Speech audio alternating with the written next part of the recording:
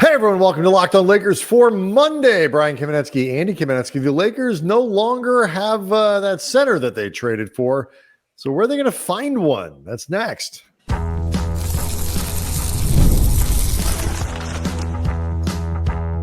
You are Locked On Lakers, your daily Los Angeles Lakers podcast, part of the Locked On Podcast Network, your team every day. Thanks to everybody for making Locked On Lakers first listen of every day, Monday through Friday, and sometimes twice on Saturdays. No matter how or where you get your podcast, this one's always free, never behind paywall. Locked On Lakers on YouTube. It's where over 31,000 subscribers are all hanging out, enjoying this prodigious volume of content that we're producing. Because, Andy, the Lakers simply refuse to stop giving us reasons to do things. The Lakers and the NBA, the most recent being the rescinded Mark Williams trade. I talked a little bit about it on the Saturday mini reaction show, but Andy wasn't able to record, so we're going to get into a little bit of it today. Ask the question whether or not Rob Pelinka should have seen this coming, if somebody made a mistake here. And then, things are just... If you're Nico Harris, just going from bad to worse, we'll explain that in a minute. I do want to let everybody know that today's episode is brought to you by FanDuel. Right now, new FanDuel customers can get $150 in bonus bets if your first $5 bet wins, Andy. So you hear about this news, and what's your initial reaction to the spiked Williams trade? It was incredible because these things don't happen. I mean, to have a full-on trade rescinded never takes place. It's one thing for a player to fail a physical or to have questions from a physical, and the deal ends up getting amended because the team sending out said player can offer some type of concessions to ease the receiving team's concerns or just make it worth their while. Or sometimes you take on a player and you know that there are physical issues, but you want the player bad enough and you're confident enough to say, all right, this is fine. This is basically what we expected. To actually have the deal fall apart altogether, that is exceptionally rare, which leads me to believe when we eventually find out what was going on with Mark Williams, and side note, I feel terrible for Mark Williams because this is the type of thing that you might as well be carrying around a sign that says damaged goods. I feel bad for him for the ridiculous statement the Hornets put out afterwards about how excited they were to have him back. Right. It feels like whatever is going to come out is pretty dramatic, just because it would take a lot for the Laker.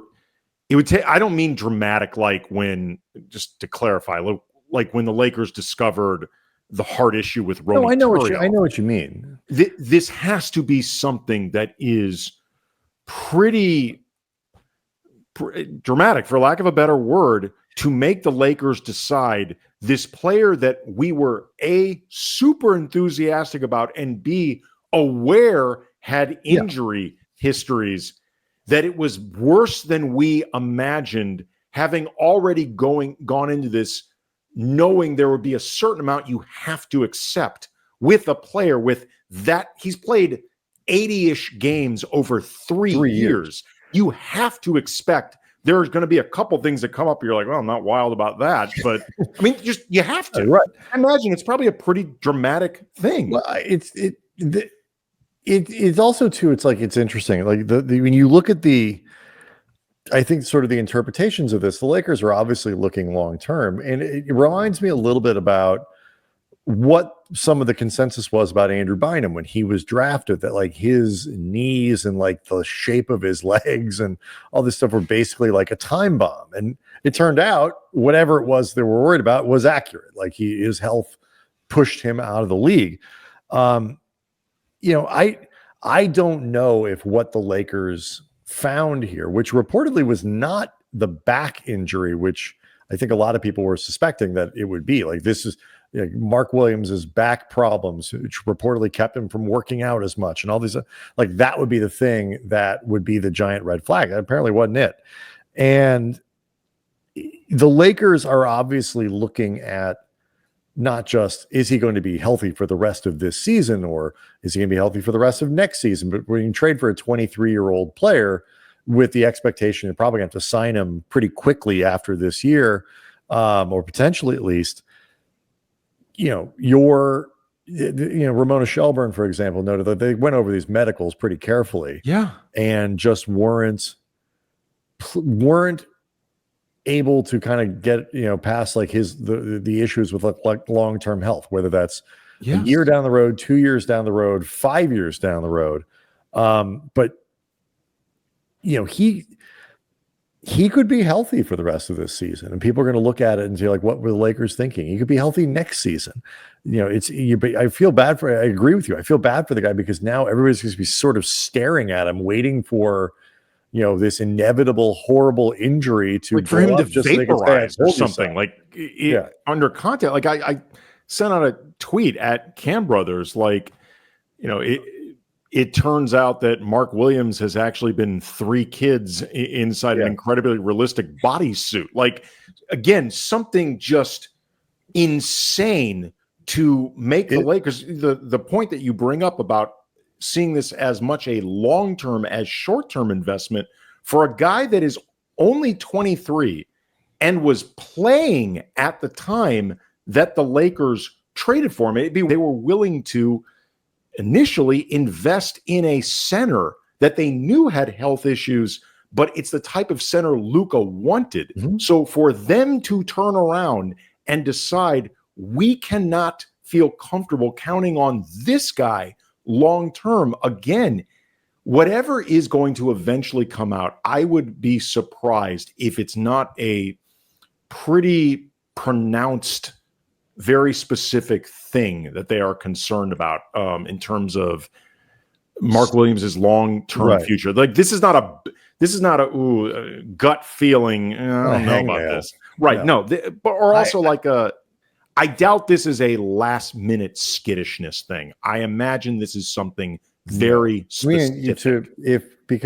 Not to get too deep in the weeds, but if the Lakers fail him for medical stuff and the Hornets think it's BS, there are mechanisms for these types of things. Like, you can't just, you know, cold foot a physical in that way. Right. But there are two big issues that come out of this, and you know, one which we will certainly get into before, you know, as the show goes on, is what do the Lakers do now? But then another interesting one that we can at least touch on in the next segment is whether or not this is something that, you know, Rob Pelinka screwed up, and whether or not the Lakers made a mistake here and screwed, because they cannot go get another center via trade, because trade deadline's passed. You don't get like an extra, you know, 3 hours to put something together because something like this happens. So we'll ask both of those questions next.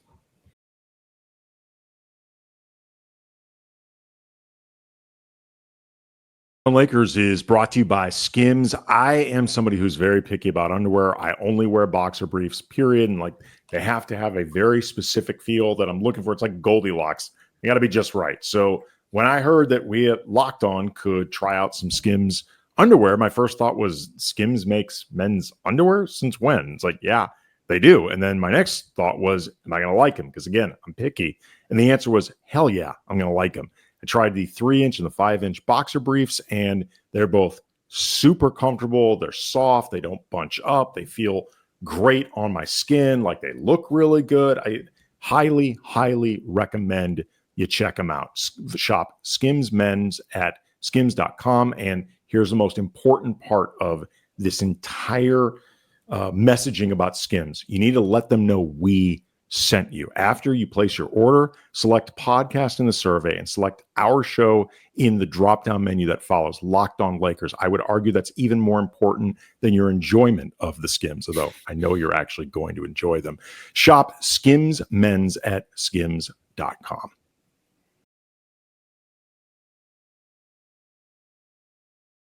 So I saw, there was certainly some debate, Andy, about this. By the way, if you haven't signed up for the Locked On Daily newsletter, Locked On Lakers newsletter at Locked On Daily, please do so. It's very similar to buying underwear the right way. You go and you sign up for the Locked On Lakers newsletter at Locked On Daily, have this show and also tons of great analysis from around the network delivered to your inbox every day. Just one easy way to get a lot of great NBA insight. So a lot of people, there was some debate, I think, after the trade was rescinded as to whether or not this was something that the Lakers ultimately screwed up, because there's an opportunity cost I mentioned in the last segment. If you should know that Williams can't pass a physical, then you are, costing yourself the opportunity to go get someone else. And the Lakers badly need a center. I do it like this. The Lakers got medical stuff from Charlotte, and you look at it and you get the reports and all that kind of stuff. But I kind of see it like, I said this on Twitter at Cam Brothers. It's like the Carfax looked clean, but then you get the car and you look under the hood and you see problems with it. It's not that anybody was lying. It's not that somebody was, I don't think the Hornets were necessarily trying to defraud the Lakers here or anything like that. The Lakers got the car into their garage. They did an inspection and they found there was more going on there than was in the initial reports. I have no idea if Charlotte knows about this stuff or they don't, but the Lakers found stuff that they don't like. And I don't necessarily see this as the fault of Pelinka. I see this as how the process is supposed to work.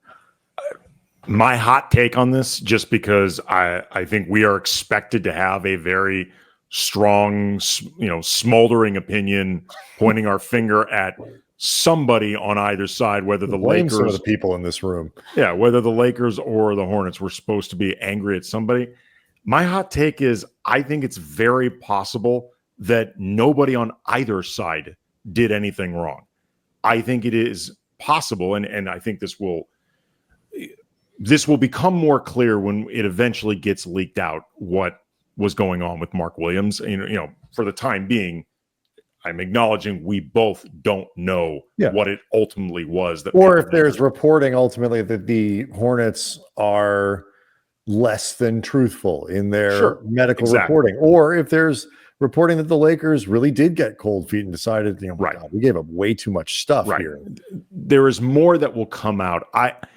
I suspect that it is not the Lakers deciding at the 11th hour that they don't want to do this, because if that gets out, good luck getting other teams to deal with you on big moves, particularly if you're Rob Pelinka. And speaking frankly, most of the GMs around the league, from everything I've heard, don't like you anyway.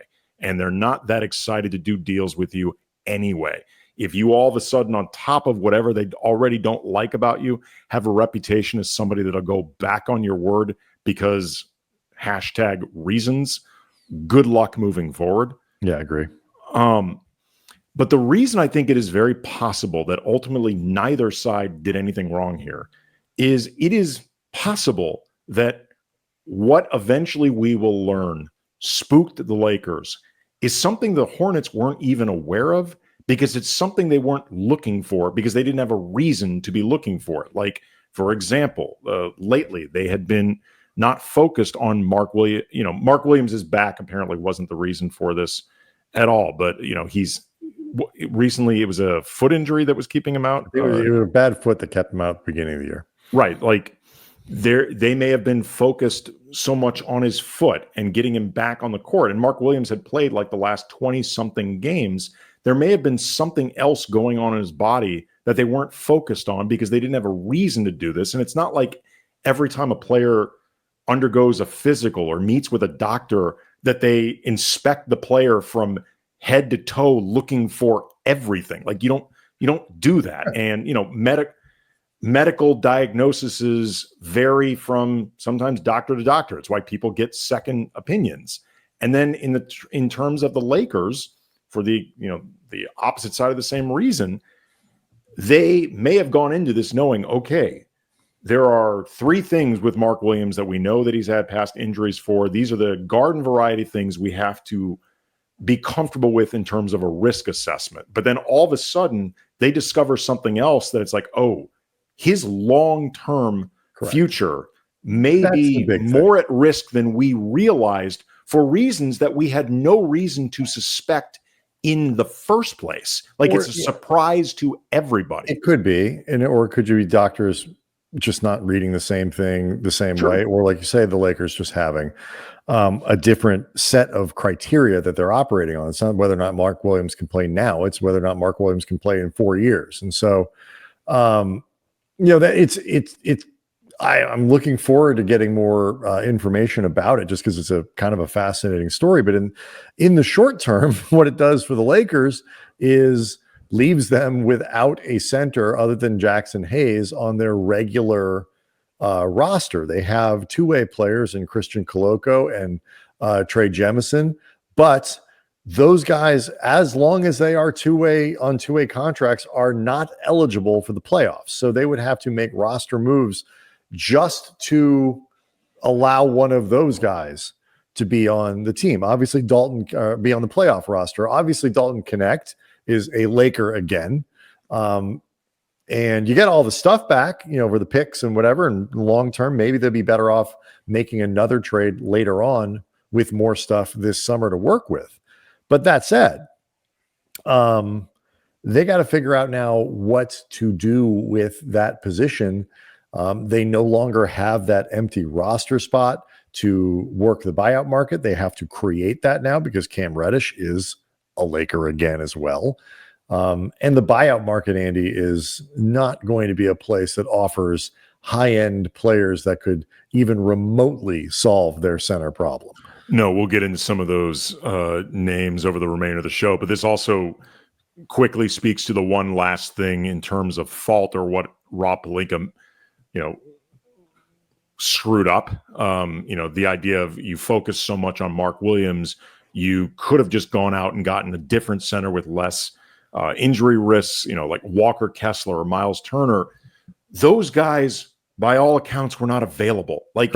There were no reports of another team having deep discussions with the Jazz about Walker Kessler. As we've explained many times, it makes no sense for the Jazz to, unless they got a godfather, seriously, like, you're really going to offer us this? Okay. Offer for Walker Kessler. It makes no sense for where they are rebuilding to get rid of a 23-year-old double-double who is one of the best shot blockers in the league. Like, that makes no sense. Miles Turner is 29, but the Pacers are playing very well, and they're not an organization that likes to rebuild. Again, short of a Godfather-type offer that also allows the Pacers to remain really competitive this season, I don't know how the Lakers were going to get Miles Turner either. And, that's before you even get in the mechanics of matching Turner's salary and all that.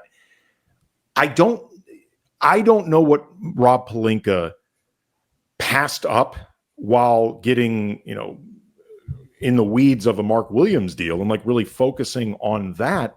But looking around at the centers that didn't move or the centers that didn't seem available, it doesn't feel to me like there was much of an opportunity cost on this side with Pelinka. Well, I mean, you didn't get Jonas Valanciunas. You could have gotten Vucevic or whatever from Chicago, but these are not players that the Lakers particularly wanted. So, I can only speak for me. I do not consider that an opportunity cost. No, but I don't consider that. I agree with you. The Turner and Kessler stuff, they didn't get traded for reasons that are obvious. You could say the same thing about Williams, and I think if you're looking for conspiracy theories, it shocked a lot of people that Williams was even available. Right, and that's part of the. I think if you're looking it's a little sideways at the Charlotte front office, it's that nobody seemed to think Williams is available. Suddenly he is. And you wonder if it's because they knew something that medically that other people didn't, and then they were trying to pull a fast one on someone, or it could just be similar how the Lakers kind of knew what the pre-existing conditions were with Andrew Bynum and didn't want to have to sign him to another deal. The Hornets knew that an extension was coming up soon for Williams. They didn't want to pay him, and not, I guess, same reasons that Dallas thought Luka was going to be too heavy and didn't want to pay him a supermax. They just didn't want to make the investment. So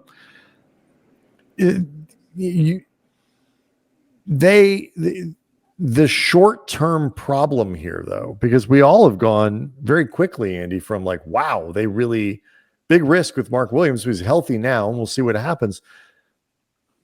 This roster actually looks pretty complete to, nope, they got another big hole in there defensively, positionally, whatever. And as well as Jackson Hayes has played at times, you can't rely on him to be the sort of the everyday guy playing big minutes and all that kind of stuff without some kind of consequence. So is there anybody out there that could make a difference for the Lakers this season? Plus, bad news for Anthony Davis. We'll cover that next.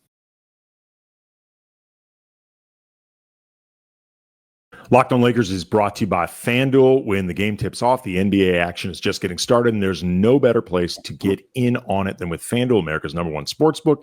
With FanDuel, you can place live bets throughout the game, so even if you miss the opening tip-off or want to bet on a fourth-quarter comeback, you can stay in the action. And if you're looking for a bigger payout, you can even combine your live bets on a same-game parlay. And the live betting feature is really awesome because it keeps every moment of the game exciting, whether you're backing your team that you love personally for a late game rally, or you're picking a player, just as a mercenary to hit a clutch three on your behalf. You never feel like you missed your chance. Plus, the app is really easy to use, and when you win, you get paid instantly. Right now, new FanDuel customers can pay just $150.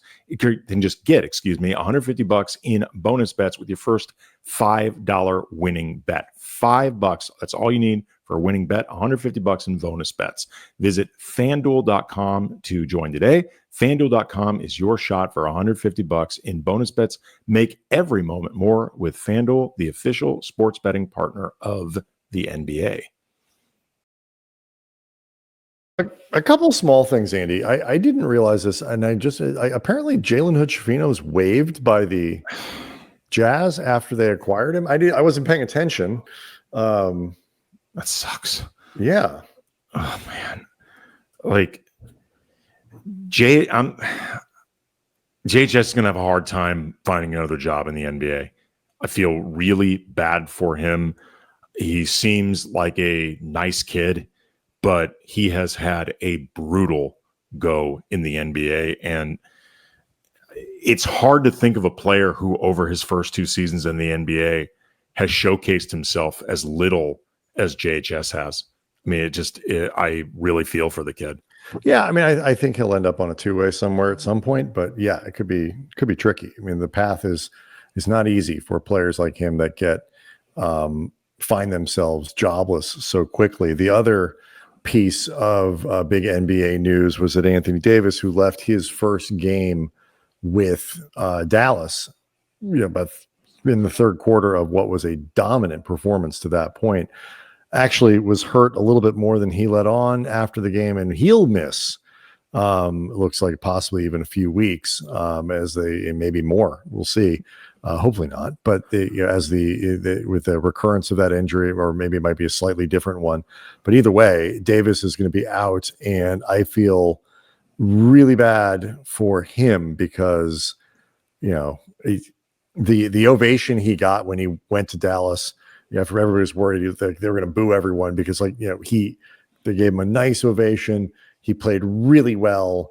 He's done such a good job getting rid of this sort of stigma, at least for the time being, of being hurt all the time. It's been pretty durable over the last couple seasons. And I think Andy probably rushed a little bit to get back on the floor in Dallas to try to, show people what he was. I think if he was still in LA, that trade never happened. I'm not entirely sure he's even in whatever equivalent for the Laker game was, Saturday afternoon. I don't know if he'd have been playing. I think it's certainly possible you're correct, because he played, put it this way, when he was still with the Lakers, I know we had talked even about the possibility of the Lakers, if they were winning enough, creating a cushion of plausible deniability where you hold him out for the next couple games, even if he is, close enough or, you could reasonably put him back out on the court just to give him that extra time and then allow him to not play in the All-Star game. Like, it's very difficult to not play in the All-Star game if you just played in a regular game. Mm-hmm. Now AD is unfortunately clearly going to miss the All-Star game and more. Quite possibly many beyond that. Jeff Stotts, one of the best sports medicine people out there to follow on Twitter in street clothes, tweeted out, with surgery being discussed as a possible option, it seems more and more likely AD has a core muscle injury. Surgery comes with a high success rate, but it would likely end his season. Oof. We both really think a lot of AD professionally and personally, and it sucks to see such a great player who I think really was taking to heart the idea of these Mavericks fans are upset about this deal, and I get it, and I want to make them feel better, and then having that get cut out so quickly, that's awful. Yeah, I mean, I feel bad for like Nico Harrison and like a get your popcorn ready, like, sort of franchise drama kind of way, like watching from very far away. I feel bad for AD as a person, which is much, much worse. Daniel Theis, Andy, is, as far as I can tell, the best available buyout center of guys that we know currently are out there and available. The Lakers do have enough space that as long as the player that they're trying to sign makes under $12.8 million, a prorated veterans minimum, after they make the roster space that's required, they can sign a guy. I don't know if they can do two. I know they can at least do one. But man alive, there is not much out there. And in terms of street free agents, probably the best two are Theis and Mo Bamba. I was going to say Mo Bamba is out there. His first stint with the Lakers did not work out at all, although he was hurt for a lot of it, maybe presumably healthy, knock on wood. If he ended up who the Lakers targeted, it goes better. You mentioned Daniel Theis. There had been a rumor circulating that he might go to Europe as a free agent as opposed to looking to be a buyout guy in the NBA. I've seen Marvin Bagley's name come up as a potential if he's bought out. You. Well, just he's not bought out yet, but he's not bought out yet, but somebody that could get bought out. I agree it's not a great option, but if you're looking for somebody who's 6'10", like he is there, and he's played NBA games. I've seen Chris Boucher come up as a potential buyout guy if Toronto decided to do that. He's rail skinny, but he's tall. And he's at least tries to be active defensively. Larry Nance Jr., I've seen his name come up as a potential buyout guy in Atlanta. He's been an undersized center before. He's obviously been a Laker before, and he's a smart, helpful player, but he gets hurt constantly himself. Well, I'm less worried about that. I think if you're looking for he's another version of what they already have. Right. I like the idea of adding Larry Nance to the roster because he's just a smart, versatile player that, again, if you find yourself in need of 20 minutes a night from that guy for 10 days, you're going to get quality minutes where he's not going to screw anything up.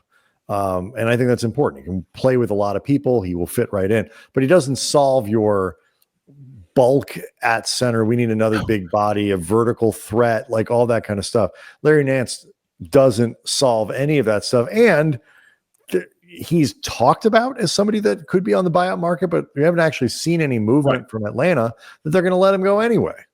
No, the options for the Lakers at the moment, and I was going to say projected, short of somebody very unexpectedly getting bought out by a team, and that's before you even get into the idea of what was his original contract. Was he under a mid-level exception, or is he even eligible for the Lakers to sign? Like Marvin Bagley, were he bought out, is somebody that might be on the Lakers' radar just because his contract just gets in under that wire. So he might be one of the few guys you actually could target at all, whether you like it or not.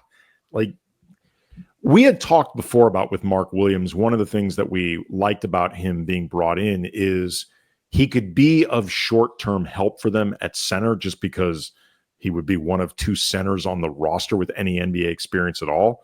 But we both thought that there was a possibility that his role in these playoffs could be relatively limited just because the Lakers, some of their best defense, certainly of late, has been going small, and they've been doing a really good job with that. And there's matchups around the league that you can get away with it. And in all honesty, the Lakers have even managed to figure it out against guys like Ivica Zubac and Karl Anthony Towns in recent games. Like, both of us suspected that they could, if nothing else, close a lot of games going small, even if Mark Williams was on the roster.